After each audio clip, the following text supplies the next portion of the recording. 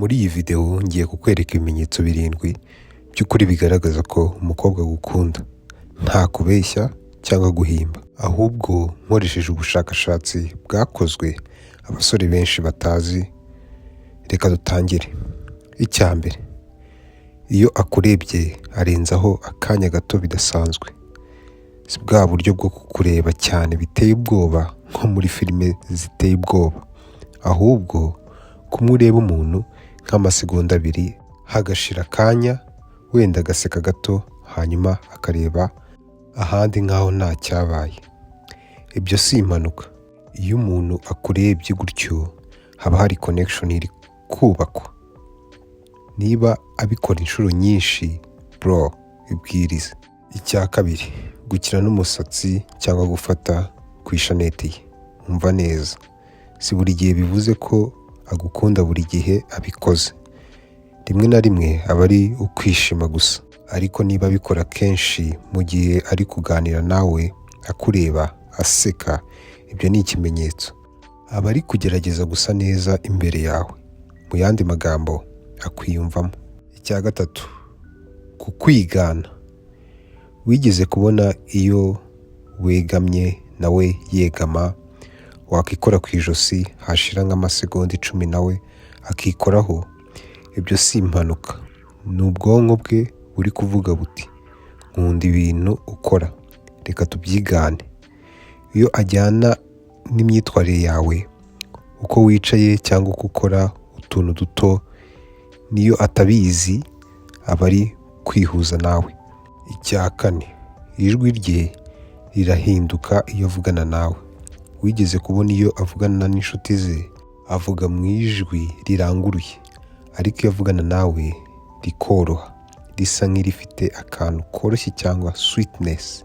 Iyo umuntu akunda undi, ijwi rirahinduka. Niba ubonamo itandukaniro, ntibiba ari impanuka.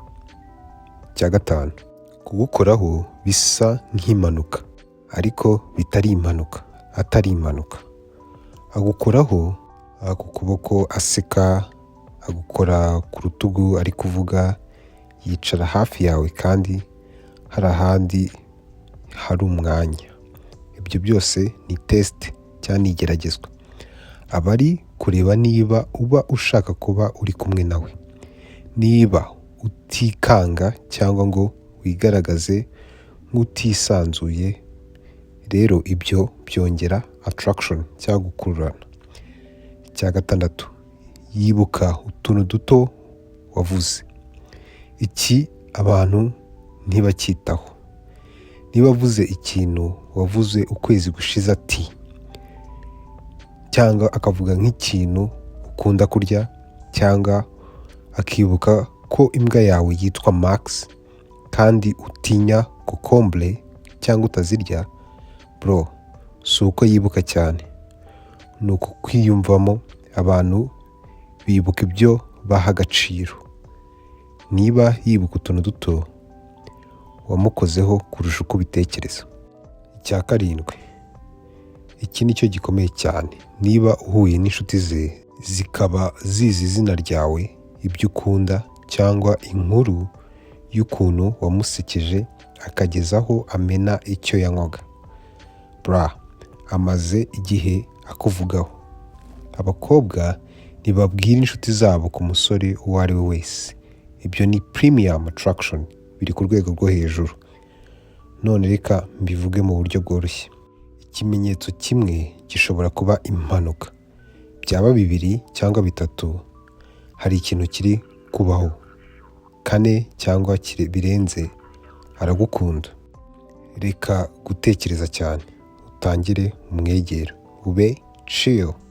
Niba hari ikimenyetso muri ibi utaruzi imbere, mbwira muri comment hasi, uname like. Twese byatubayeho. Niba ufite ikindi tutavuze kandi uzi, nacyo ukimbwire muri comment. Kandi niba wakunze iyi video, kora subscribe. Ubutaha tuzavuga uko wavugisha umukobwa wiyizeye, utagaragara nk'ufite ubwoba cyangwa anxious. Ntuzayicikwe. Naho ubutaha.